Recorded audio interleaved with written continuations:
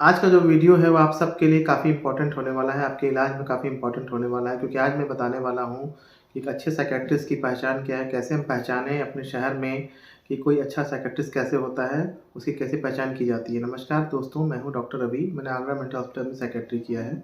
कई लोग कमेंट करते हैं या मेरे क्लिनिक पे आते हैं, जब वो बात करते हैं कि 5 साल से 10 साल से इलाज करा रहे हैं, यूट्यूब पे कमेंट करते रहते हैं कि मेरा 5 साल से इलाज चल रहा है या मेरे पेशेंट का इलाज चल रहा है, वो ठीक नहीं हो रहा है और हम बहुत परेशान हैं। हम सिटी के सबसे फेमस डॉक्टर को दिखा रहे हैं, साइकियाट्रिस्ट को दिखा रहे हैं, फिर भी हमारा पेशेंट ठीक नहीं हो रहा है। तो ऐसा क्या होता है, क्या कमियाँ हो जाती हैं कि वो पेशेंट उनका ठीक नहीं होता है? बहुत सारी बातें होती हैं उसमें। उसमें एक फैक्टर ये होता है कि हो सकता है कि जो आपका साइकियाट्रिस्ट है, जो आपका डॉक्टर है, वही ठीक ना हो।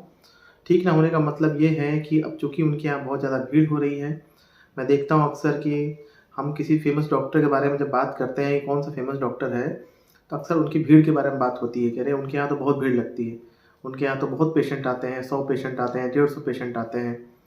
तो दिन भर में वो 150 पेशेंट देखते हैं, 100 पेशेंट देखते हैं, नंबर ही नहीं लगता है उनका जल्दी। तो ये बातें होती हैं, इस तरह से हम जज करते हैं ऐसे घर वाले कि भाई हम कौन सा अच्छा डॉक्टर है। तो ज़ाहिर-सी बात है, ऐसा कोई पैमाना तो और होता नहीं है क्योंकि हम सोचते हैं कि भाई ज़ाहिर-सी बात है, जब वहाँ पे भीड़ लग रही है, जब मरीज़ वहाँ पे जा रहे हैं तो डॉक्टर अच्छे होंगे तभी तो वहाँ पे मरीज़ जाते हैं।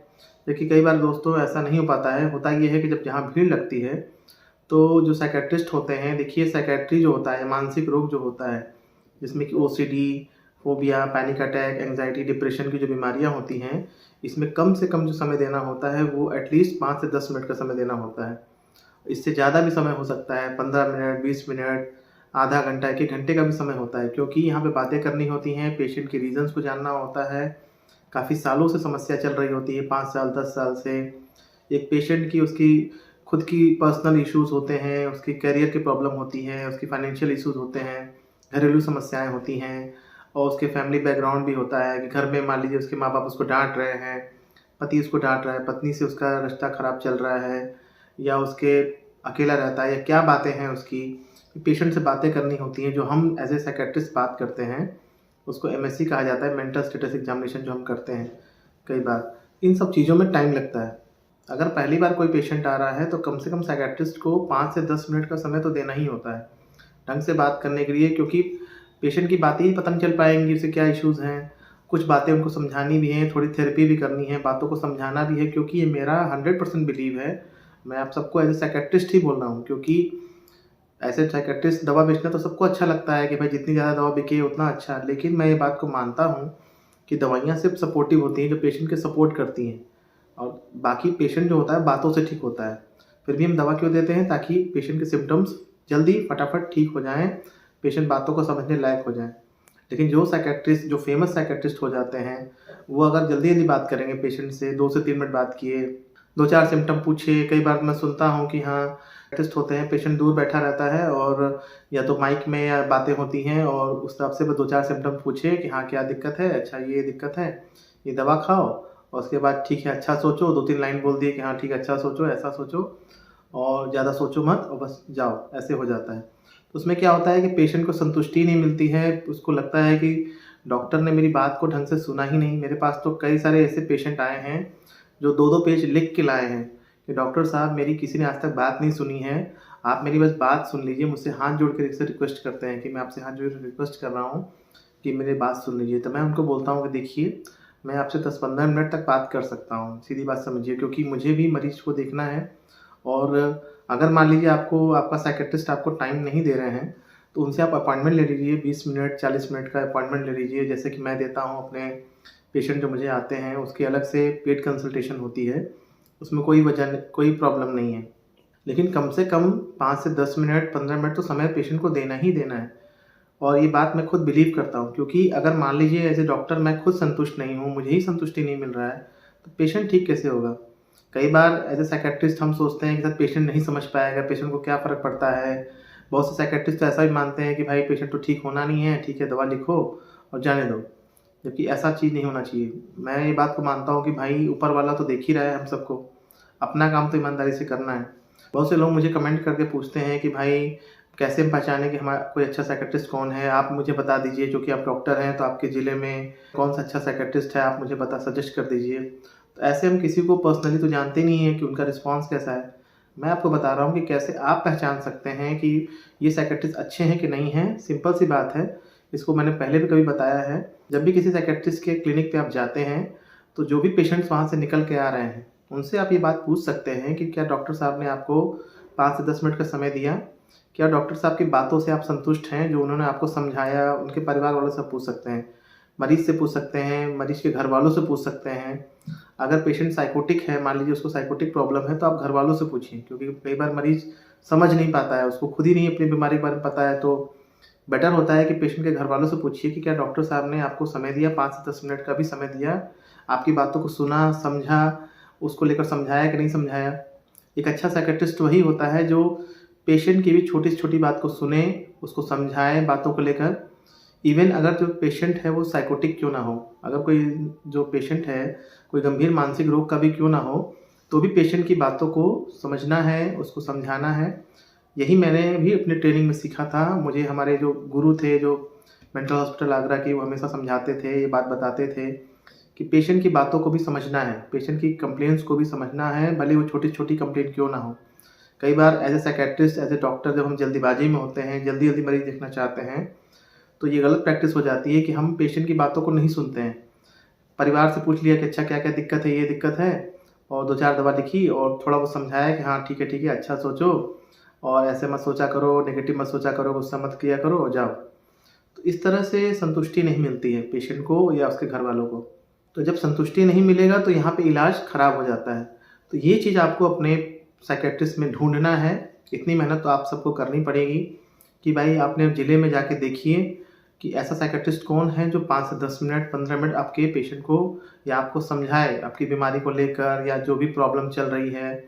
जैसे एग्ज़ाम्पल के तौर पे मान लीजिए कोई इंसान ओसीडी का है, जो आया है, 10-15 बार हाथ धुल रहा है, तो सिर्फ़ दवाओं से वो ठीक नहीं होने वाला है, ऐसा नहीं होगा। या थोड़ी बहुत बात कर ली कि अच्छा ठीक है, कम धो, ना धो। प्रॉपर ट्रीटमेंट ये होता है कि मेडिसिन प्लस काउंसलिंग। और इवन साइकोटिक पेशेंट अगर है, जो कि मान लीजिए सीवियर मेंटल प्रॉब्लम में है, जिसको कि मान लीजिए दवा नहीं खा रहा है, एंगर है, गुस्सा कर रहा है या फिर नींद नहीं आ रही है, तो नींद की वजह को जानना पड़ेगा, घबराहट की वजह को पूछना पड़ेगा कि घबराहट क्यों हो रही है, क्या रीज़न है उसके बेसिस पीछे। फिर उस बात को लेकर समझाएँ आपका साइकियाट्रिस्ट आपको, भले चलिए थोड़ा बहुत समझा रहे हैं, 2-4 मिनट समझा रहे हैं। क्योंकि देखिए हर पेशेंट को एज़ अ साइकियाट्रिस्ट मैं इस बात को समझता हूँ कि 15 से 20 मिनट, 25 मिनट नहीं समझा सकते हैं, क्योंकि उन्हें पेशेंट भी बाकी देखने होते हैं, इतना टाइम नहीं होता है। लेकिन कम से कम 5 से 10 मिनट का समय तो देना ही चाहिए हर कंसल्टेशन में। और अगर आपको ज़्यादा टाइम चाहिए अपने साइकियाट्रिस्ट से, तो आप उनसे अपॉइंटमेंट बुक करा सकते हैं कि भाई मुझे थोड़ा आपसे ज़्यादा टाइम चाहिए, भले उसके लिए आपको पे करना पड़े, क्योंकि देखिए आपकी ज़िंदगी से बढ़कर तो नहीं है पैसा। क्योंकि अगर आपका या आपके पेशेंट का मन ही ठीक नहीं रहेगा, आपका जो माइंड है, जो ब्रेन, जो शरीर का ड्राइवर है, ये ठीक नहीं रह पाएगा या खुश नहीं रहेगा या काम ठीक से नहीं करेगा, तो फिर ज़िंदगी में पैसा नहीं कमा पाएँगे आप परेशान रहेंगे। जो बीमारी आपकी 6 महीने, साल भर में ठीक होने वाली है, वो 2-4 साल, 5 साल, 10 साल, 20 साल चली जा रही है। पैसे आपके उससे ज़्यादा खर्च होंगे। तो आज का वीडियो मैंने इसीलिए बनाया है क्योंकि मैं बहुत सारे videos OCD, depression, anxiety, phobia, schizophrenia सबको लेकर बनाते जाता हूँ। लेकिन ये जो चीज़ है कि एक अच्छा साइकियाट्रिस्ट कौन है, इसके बारे में मुझे बताना बहुत ज़रूरी महसूस हुआ, क्योंकि मैं as a psychiatrist her patient को 200-400 पेशेंट नहीं देख सकता हूँ। मेरी भी एक पेशेंट देखने की एक लिमिट है। मैं हर दिन मैंने जो अपना लाइफ़ में सोचा है कि 70 से 80 पेशेंट या 90 पेशेंट मैक्सिमम देखना है, क्योंकि कम से कम 10 मिनट का समय तो देना ही है पेशेंट को। हम 10 मिनट का समय नहीं देंगे तो हम खुद के साथ, इस ब्रांच के साथ जस्टिस नहीं कर पाएँगे, इंसाफ़ नहीं कर पाएँगे। उस मरीज़ के साथ इंसाफ़ नहीं कर पाएँगे जो मेरे क्लिनिक पे आ रहा है, एक उम्मीद में आ रहा है, जो भी। बाकी तो एक्स्ट्रा समय की बात अलग होती है। इसलिए पहचान यही है कि आप अपने जो भी साइकियाट्रिस्ट जहाँ दिखाना चाहते हैं, आप खुद जाइए अपने पेशेंट के पहले जाके उससे पता करिए, वहाँ के जो पेशेंट दिखा के आ रहे हैं, कि क्या जो साइकियाट्रिस्ट ने आपसे बात की, समझाया बातों को लेकर, क्या उससे आप संतुष्ट हैं? ये बातें आपको पूछनी हैं। और कोशिश करिए कि मानसिक रोगों को लेकर साइकियाट्रिस्ट से ही दिखाएँ। ऐसा ना करें कि न्यूरोसर्जन से जाके दिखा रहे हैं, फिजिशियन से जाकर दिखा रहे हैं। अब ज़माना स्टिग्मा का चला गया है, हट गया है। ऐसा कोई स्टिग्मा अब रह नहीं गया है। क्योंकि देखिए हर ब्रांच का एक स्पेशलिस्ट होता है। तो मानसिक रोगों को लेकर जो डिप्रेशन होता है, एंग्ज़ायटी, फ़ोबिया, पैनिक अटैक आप सब जानते हैं। इसके जो बेस्ट डॉक्टर होते हैं वो साइकियाट्रिस्ट होते हैं। एक साइकियाट्रिस्ट की एक ट्रेनिंग होती है, डॉक्टर की ट्रेनिंग होती है कि उनको बात करनी होती है। कई बार हम देखते हैं कि साइकियाट्रिस्ट ही बात नहीं करते हैं या झुँझला जाते हैं, गुस्सा कर जाते हैं, उल्टा-सीधा बोल देते हैं। तो सबसे बेस्ट डॉक्टर वही होता है जो आपकी बातों को समझे, 5 से 10 मिनट आपको समझाए, और अगर कोई साइड इफ़ेक्ट हो रहा है दवा का तो उसको दवा को कम करे, ज़्यादा करे या दवा चेंज करे। कई बार तो मैं ये भी देखता हूँ कि भाई कुछ साइकियाट्रिस्ट बोल देते हैं पेशेंट को कि ये दवा आप ज़िंदगी भर चलेगी, इनकी दवा ज़िंदगी भर चलने वाली है, ये दवा 5 साल चलेगी, 2 साल चलेगी। भले वो पेशेंट पहली बार उनके क्लिनिक पे आया है।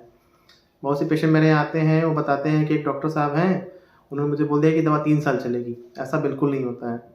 कुछ साइकियाट्रिस्ट ऐसा होते हैं कि 3-3 महीने की दवा दे देते हैं, तो ये चीज़ें गलत होती हैं।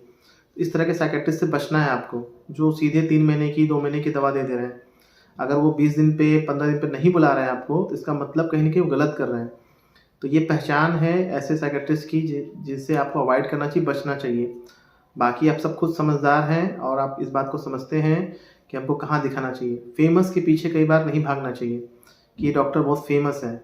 आप जाके खुद जज करिए कि क्या वो प्रॉपर समय दे रहे हैं कि नहीं दे रहे हैं, दवाइयाँ कितने दिन की लिख रहे हैं। अगर कोई साइकियाट्रिस्ट दवा लिखते भी हैं तो मैक्सिमम महीने भर की या 1.5 महीने की दवा बहुत होती है। मान लीजिए कोई बहुत दूर से आ रहा है, तो मैक्सिमम 1 महीने की दवा बहुत होती है, क्योंकि अगर आप पेशेंट से अगर 1 महीने पे भी नहीं मिल रहे हैं, तो पेशेंट को काउंसलिंग ही नहीं मिल पा रही है। वो डॉक्टर के टच में नहीं है, तो फिर वो ठीक कैसे होने वाले हैं? मैं खुद अवॉइड करता हूँ अपने पेशेंट्स को। मैंने हार्डली अपने जो भी जितने सालों से मैं प्रैक्टिस कर रहा हूँ, मैं मुश्किल से बहुत कम ही लोग को मैंने ऐसी दवा दी होगी जिनको कि 1 डेढ़ महीने की, 2 महीने की दवा दी होगी। मेरा हमेशा बिलीव होता है कि पेशेंट जितना जल्दी ठीक हो जाए उतना अच्छा। तो ये बातें मुझे बतानी थी, और ये वीडियो काफ़ी इन्फॉर्मेटिव है, और इस बात को आप देखेंगे, बातों को मानेंगे तो आप बहुत जल्दी ठीक होंगे, क्योंकि अगर आपका साइकियाट्रिस्ट ही अच्छा नहीं है, तो फिर इलाज कैसे अच्छा हो पाएगा? तो अगर आपके जो भी सवाल होंगे कमेंट करके पूछिएगा, और वीडियो को शेयर करिएगा बहुत ही ज़रूरतमंद लोगों से, और इसी तरह से मेरे चैनल को सब्सक्राइब करने के लिए आपका बहुत ही धन्यवाद। मिलते हैं फ्रेंड्स किसी नए शानदार वीडियो में, तब तक के लिए नमस्कार।